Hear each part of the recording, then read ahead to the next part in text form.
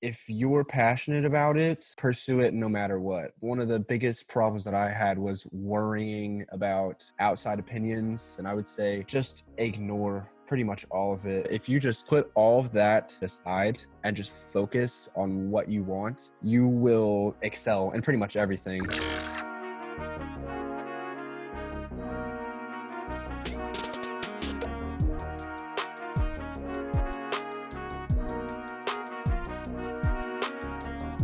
Happy New Year's, guys. Welcome back to the Living Banter Podcast. Thank you so much for joining this episode. It's going to be an incredible one.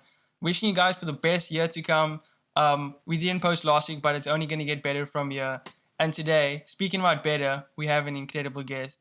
He is a gorilla-minded sponsored athlete. You can check him out crushing on YouTube with his latest video, Euphoric Chest workout with David Lade. He's an all-round legend, aspiring bodybuilder, and competitor in men's physique. It's Dominic, Gallina. How are you doing, my bro? Doing all right. Thank you for having me on. Super excited to be here and chat some stuff up. Yes. Yeah, man. That's how we do. So, Ken, would you like to ask So the first now? question? There we go. There it is. Are you in Jersey at the moment? No, I'm actually leaving for Jersey in 2 hours. Leaving at 1 o'clock. Jeez. So it'll be my third Yeah. week in a row going to Jersey, actually. So highly considering moving there, but for now we're just Jesus. Yeah. taking adventures back and forth. How come you're Why are you considering moving there for the big, fitness industry that's there, or what's the reason? Well, for multiple reasons. One, because the fitness niche there is very popular. Obviously, I have friends, Anthony Mantello, David Lade. A couple of my good friends live there. Two, my coach, who coaches me through my bodybuilding competition, also lives in New Jersey. And I've trained with him a couple times. 2 weeks ago, I went back to Jersey and we trained and hit legs, and he put me through a god-awful workout. And it's really, it's a drastic change between following a program that he writes on my own time in the gym and having somebody who knows what they're doing meticulously critique everything that you do in the gym. So having the opportunities to train with him every day, if I move to Jersey, would be extremely beneficial to my future. So it's just a couple reasons. 100%. And I want to get out of this state really badly too. Yeah. Any particular reason for that? Or is it just just not feeling it? Yeah, just kind of sick of it. I kind of want to start a new beginning somewhere else. Fair enough. Just I've been awesome. here. Yeah, I've been here for 19 years of my 19 years on existence. So it's just pretty boring. Just kind of want to see new things, do new things, meet new people, stuff like that. Fair enough. I love that. Yeah. Yeah. So how did your whole journey on YouTube start? So my journey on YouTube actually started when I created my channel in 2014. And originally the first passion was Minecraft videos. Hell yeah, brother. Hell yeah. Literally just posted one 2 days ago, my dude. Dude, that's when it was it was the craze. So I think it was 2014. I think I was about I was 12 or 13 at the time. So I had to convince my parents to create a YouTube channel. It was really hard, but I just screen recorded Minecraft videos with Fraps or some really expensive old software and started posting those. There was no audience. I wasn't really recording to build an audience or anything. I just kind of enjoyed the action of making YouTube videos. Did that for a while. Kind of just stopped out of nowhere, got busy with school. Then I picked up again freshman year of high school, or actually 8th grade is when I was really into soccer. Okay. So I started posting free kick videos that are all on my channel but unlisted at the moment. So knuckleball and all that. Yeah, all of it. Literally had a sweet compilation, dead ball, curve, top right, all that fun stuff. So I had up to 54 videos just with soccer stuff, and that got my channel up to 100, 200 subscribers or something like that. And then junior year of high school, soccer kind of faded away, and I got more into the fitness side of things because training was kind of always a background passion to build a solid base for soccer so I could perform well. So junior year, I actually got cut from the soccer team, and this was like the breaking point at this point. So I got cut from cut from the soccer team, and that's when I was like, I literally came home and I was like, all right, time to ditch this passion and go with something else. So that day, and literally the next day, I was in the gym and I was pursuing fitness, and then I just kind of the same story of just like posting YouTube videos to an unknown audience. It just kind of, I posted for fun and for my own kind of satisfaction. I just enjoyed making YouTube videos and making content in general. So it kind of stemmed off of that same ideology as a Minecraft video. And then eventually it just took off from there, met new people, did a few collabs, and here we are now. Fair enough, man. Fair enough story. Yeah. Yeah, I've been doing YouTube, I'd say for like maybe a year or so, give or take. Like I've always wanted to do it, but never actually decided, okay, I'm gonna start a channel. And I remember there was this one game that came out, Apex Legends, and I started grinding at that. Yeah. And then I realized I wasn't feeling playing the game anymore. And I was like, oh, what do I do now? And I started playing all these other games. And I was like, okay, cool. That's chilled and everything. And I even started like doing music on a different channel. And I was like, oh, I'm going to do weekly covers. But that got really backlogged because there was so much going on there. Yeah. And then this channel started, when was it? Like beginning last year, March. And by that time, I don't just when lockdown started. Just when lockdown started for us. Crazy. Wow. And from all that, it's kind of like, well, I just flipped my camera. It kind of all just went. It all just kind of has been what it has been, you know? Like doing this podcast and having all sorts of people on is always going to be epic. And I know this angle looks a bit weird right now, but I have another camera up there recording. So you don't need you don't need to worry. I think I just kicked my entire setup by accident. Oh, good. Yeah. I mean, the thing about YouTube and stuff, and I feel like a lot of people have a false perception on it, is that you have to have this persona and that you have to follow like a set of rules to like be successful. But I mean, I've gone through three stages of things that I post on YouTube now, and it took me 3 stages to finally find something that I really love and like can be consistent about. So it comes naturally. A lot of people try to do it in the forced route, and that kind of just they try and force it.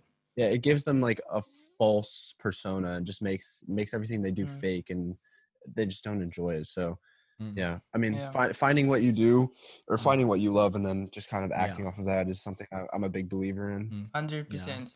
Have you ever actually and you can see your audience will pick it up. Have you ever like caught yourself being like, oh, this didn't feel like genuine? Have you ever like felt like something you did just didn't feel like the right thing, or just didn't feel like, Yeah, 100%. Especially in the start, kind of what I was going off of about finding, I guess like finding your true self. In the start, I would always try and like emulate others who were successful in the industry, and I just found it. One, wasn't enjoyable, and 2, I wasn't good at it because, put it this way, if you're trying to emulate somebody else, you are not going to be as good as they are at emulating themselves. So somebody's always 100%, somebody's going to be better at being themselves than you are going to be at being them. So why not just be the best of yourself? So love that. Originally, I started to kind of catch on to that. I was like, oh, that didn't really feel right. And then eventually, as I got more comfortable behind the camera, more comfortable making content and stuff, my true side came out, and haven't looked back since. Fair enough. Fair play. I love that, man. Yeah. I can definitely see, like, in the content that you put out, like, you can see the passion that you have for fitness and bodybuilding. Yeah. But how would you say that bodybuilding has changed your life so far? Oh, man. This is a question I always struggle to answer because there's a lot of things that have changed. I would say the most significant one is probably the discipline that I can transfer to other aspects of my life. So I was never really a big school person. I just never had the discipline to like do homework, do school, like focus on school, all that kind of stuff. I'd always focus on outside activities. But senior year and junior year, when school really mattered the most, this is when I was like peak into fitness time, or it was like coming to fruition. Sweet. And the discipline of having to, come home and get all my meals in, come home and make sure I'm getting 8 hours of sleep a night, following a meticulous program every day, doing the same stuff every day. It kind of transferred over into that. And basically the whole reason that I graduated high school was because I was able to transfer over that acquired discipline from training and eating and sleeping, etc., into schoolwork when I needed it. So That's awesome. I graduated high school because of that. And if I hadn't really picked up on that, it wouldn't have been as easy, but it might have been a different outcome. And besides that, I'd probably say overall confidence. I kind of grew up being a really self-conscious kid about my body in general. Wasn't really happy with how I was looking. And so, I mean, besides all the physical aspects, that's kind of like the last resort stuff I like to talk about, because as much as people view bodybuilding as narcissism, I try to stay as far away from narcissism as possible. Even though it's inevitably a narcissistic sport, you kind of have to be. But I'd say those are probably like the big three topics I focus on. Yeah, and I get the whole thing about like disliking your body, etc. Because I went through a really rough period about that. That's why I started like working out as well. Yeah. And it's something that like pops up all around places. And I definitely get it. But saying all the narcissism, and I want to ask you, have you ever gotten like in the gym or like around you any sort of like stigma because you are bodybuilding? Have you ever experienced any sort of stigma like that? Or influencer bodybuilder, so to say. Oh man, yeah, I have a bunch of stories. So I guess probably the most significant one is recently. So during my competition prep, I had to practice my posing routine for when I step on stage, basically every day, just like 15 minutes after my workout. And originally, I go to 3 gyms now, but at this point in time, I went to 2.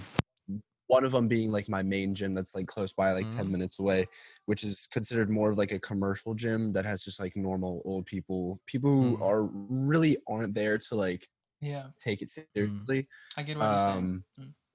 Yeah. So one day I had to practice my posing routine there, and I went into the yoga room or whatever it is, the big open room where you would usually practice it, where I do practice it every day. And I went in there and proceeded to like scold me. It's actually up on my Instagram. I posted the video and she scolded me for practicing my posing routine in the room, saying that I've been asked multiple times to not do that, which I haven't. What? Bruh. And it was just the most ironic.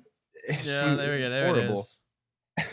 The Karen. Oh, no. It was horrible because it set the mood off for that entire gym. I view that place completely differently now, but like other bodybuilders who go to that gym, which aren't that many, also do the same exact thing. And I've never had a problem with it before. This was 2 years after going to that gym. Crazy. And she was just like threatened to kick me out and like revoke my membership. And I was just like, it's unreal. Jeepers. So that's alongside that, there was one point at the Arnold Convention Expo, which is a big kind of fitness gathering that happens in March. Massive. I can imagine.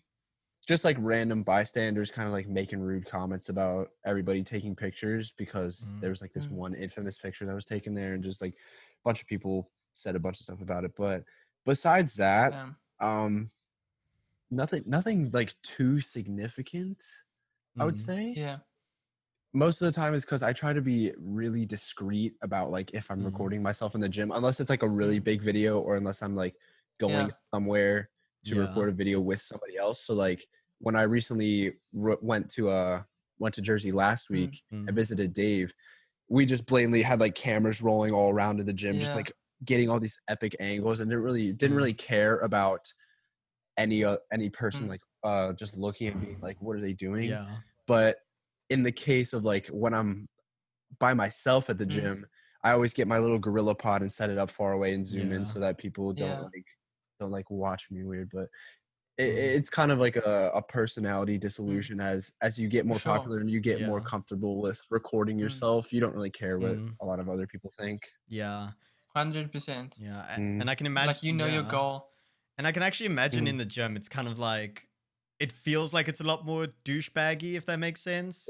Like, I remember I did a vlog where I went to Starbucks and I was like, because we don't have Starbucks here in South Africa, in Cape Town. It was like the first like big opening of Starbucks. I was like, okay, I have to go and like get a coffee because I'm a mad coffee maniac. And so like I felt like such a douchebag walking around, even with my phone. Like I had a DSLR and I had like the proper camera gear, but it's like I don't want to do that because it makes me just Everyone feel looks at you weird, everyone but looks it's at me like, weird. get used to it, Yeah. honestly. And It's really yeah. strange watching like YouTubers in like Los Angeles just being like extremely comfortable holding a camera out on like the pier, just like vlogging themselves. I'm not. I'll get to that point eventually, but for now, like For sure. Yeah. I'm more comfortable just like in my home. That's why I like pre-record all of my vlogging stuff at home and then just do like cinematic stuff like on the way there, and then like in the gym. Sweet. It's a different story, but Yeah. it's kind of just something you have to get comfortable with. Yeah, and I think it's also because they have like a lot of these YouTubers have like really big audience, like hundreds of thousands, if not millions of subscribers. So like they can say, "Hey, Keiki, I'm filming. Cool." Yeah. Exactly. In LA, it's like that's almost like YouTube Central in Los Angeles. It's crazy. LA But is switching a different topics. breed. Yeah. Switching topics, I wanted to ask about how fitness and like health go together considering eating. Because you see I see on your page on Instagram and on YouTube channel, it's like you're eating superfoods that's really good for you. That like it's in your routine, it's part of your diet. But then you get these bodybuilded douches that's like, nah, dude, I just chow McDonald's the whole time, and they're just pushing that it's okay to eat junk food a lot of the time. But what is your thoughts on that? Well, a lot of factors really go into that. So when I first started pursuing fitness and bodybuilding, I had a horrible appetite. So it was really hard for me to get calories in. And obviously whole nutritious foods, chicken, rice, stuff like that, they're pretty low in calories. So they're not as calorically dense as like a McDonald's burger. So initially when I started, I would slam all these shitty processed unhealthy foods, everything baked in canola oil, like ramen packets, disgusting, like French toast from IHOP every night, because it was so much easier to get the calories in. And I feel like the reason a lot of people do that is, one, they're too lazy to cook their own food. Two, they have problems, knowing which foods are good from bad. To a certain extent, because there's a lot of foods that you can eat to be quote unquote clean that are still like you would think they're dirty. Like during prep, I was literally eating Rice Krispie treats until I was like 3 weeks out, and during a competition prep, that's like it's really rare. So I mean, so I did. Legend. I was on both sides of the spectrum, the dirty side and the clean side, and I'm way on the clean side now. I don't think I'll ever dirty bulk ever again, because it provides a lot of health problems, skin problems, 100%, and just like horrible life problems in general, like all that like fake energy processed meat. Oh yeah, it's disgusting. But to anybody who's really like going down that path, I would say try and steer away from it as quickly as possible. But I'd say gradually. Well, not even gradually. Like I stopped dirty bulking and hopped straight into a prep, and it was life changing. Like the difference in physique after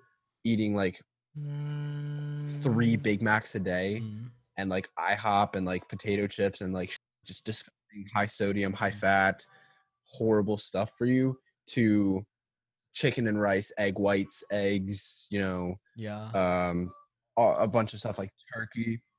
Yeah, I mean, having all these like things that are beneficial towards your health and being like conscious about your health is really going to make a huge difference in your physique, rather than crashing your metabolism via Five Guys burger every day. Like I still occasionally, the thing about it is that you can kind of have like a 90 90-10 diet or like an 80-20 diet, 80% being clean, 20% For being sure. dirty. So like, let's say right now I'm having like 5 to 6 meals a day. Occasionally, if I just feel like treating myself, I'll have like a Five Guys burger for one of my meals. So you can still have all these foods in, and like I still enjoy like my Rice Krispie treats, sugar-free lemonade, 100%. things Yeah, like sugar-free that. lemonade, hell So yeah.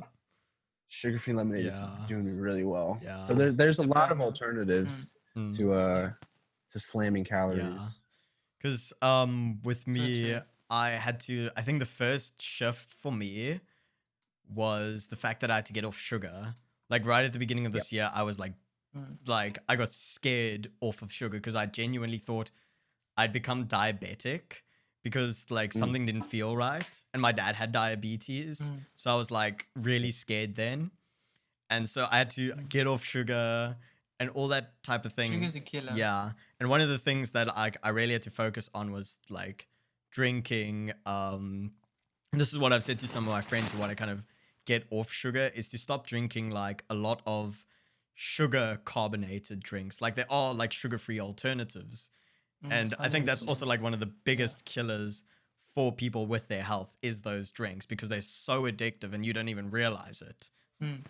Yeah, I mean, that's the other thing during prep is when Yeah. you starve yourself of all this stuff. But I still had like Diet Cokes up until 2 weeks out as well. So while there's ways to kind of tame the sugar cravings, because like you get really sugar cravings, but there's alternatives. There's Splendas, Truvias, Diet Cokes, fruits have sugars in them. Yeah. There's a bunch of alternatives you don't really, and then occasionally, you know, like 1 or 2 donuts is like all right. Yeah. But For sure. it's just something you shouldn't get carried away with, because when I was in prep, I was deprived of sugars for so long, for like 3 months. After coming off of that stasis and basically being in ketosis, I binged on all of this horrible sugar, fat, high carb stuff. So like Got a rice, sweet tooth. like really. So donuts, that. Reese's cups. I binged on a lot of stuff, and then as soon as that happened, I saw not only a spurt in body fat and lethargy, but like my acne started to flare up all of a sudden, because acne feeds off of sugars in your body. Yeah. So yeah, sugar is definitely something you should be tentative about, I would say. Yeah. Completely agree with that. Yeah. So true. I went hard. I'm not gonna lie. I went real hard. And even now I'm like scared to like eat bread. Like, bruh, I've really gone hard. I not gonna lie, I wouldn't recommend it 100%, but like, you know, cut down, guys. Like, because I remember like beginning of my fitness journey, a lot of it was focused around diet, and then I started working out and things kind of, you know, it got better eventually. But I want to ask, were you always a quote unquote sporty kid, or was like your bodybuilding thing just like you started to get into it and then you became sort of sporty? Did it come naturally for Yeah. you? Yeah, it came pretty naturally. I played a lot of sports growing up, ranging mostly from soccer to like basketball, lacrosse. I didn't really play football. Soccer was the one I stuck with for the longest time. So I started playing when I was like 6 years old and kind of stopped when I was like 17. But because of that and transitioning to soccer in high school, we had soccer workouts. So they were just like basically the basic fundamentals of like strength training and building a solid base so that you could be, you know, good at soccer. So because of that, it was kind of easy to apply the basic knowledge that I had into fitness and just kind of learn more and more off of that. But yeah, I've played sports pretty much all of my life. Fair enough. Love that. And I wanted to ask, are you prepping for a competition now, or how's that looking for you? No, I'm pretty deep into my off season at the moment, but I'm gonna have a call probably with my coach pretty soon and just kind of talk strategy for this upcoming year. With the coronavirus, we don't really know what the availability for shows will be, but I would predict if I do another show, it'll probably be late this year, probably July, August area again. Yeah. Mm. So And as we wrap up, I just wanted to ask, what's the end goal for you when it comes to competition? In terms of competing, definitely want to get that IFBB pro status and possibly Come one on, day yeah. the Olympia stage. To at least stand on it would be big dream come true. So Yeah. pretty large. I believe goal. you can get that for sure, bro. yes. You're doing really well, honestly. Thank you. I appreciate that. Yeah. And I wish you all the best, 100%. you know? Thank you, guys. Yeah, man. Yeah. So, last thing, any advice to people who's wanting to come into the fitness industry and make a living out of it, so to say? What did you say to them? My biggest piece of advice would be if you're passionate about it, pursue it no matter what. One of the biggest problems that I had was worrying about outside opinions, especially young high schoolers. High schoolers, I feel like, are the ones that are really taking over the niche nowadays. And because of that, you have a lot of peers and onlookers that are judging you from behind the scenes. And I would say just ignore pretty much all of it. It's really difficult, especially if you're in high school, because you're kind of hearing all of this stuff straight up said to you. But if you just put all of that basically bullshit aside and just focus on what you want and where you'll be, you will not only turn those peers into fans eventually, but you will just excel in pretty much everything, and you won't have to worry about criticism for like the rest of your life. Man, That's powerful, man. good advice. Dom, thank you so much for joining, man. Is there No anything worries. you want to advertise or plug as we get out here? I mean, besides my Instagram, just at Dominic Gallina, that's kind of where I stay up to date with most of my Let's stuff. go. Pretty much all sounding good. Pretty much it. Awesome. Link will be in the description for it. Yes. To his YouTube channel as well. Check it out, guys. Send Dom some love. He's an Yes. incredible lad. Thank Like you, and guys. subscribe to this channel. Thank you so much for watching. Dom, thanks again for joining. You're a legend, bro. Thank Cheers, you, guys. man. I appreciate it. Cheers. See Peace. you. Peace.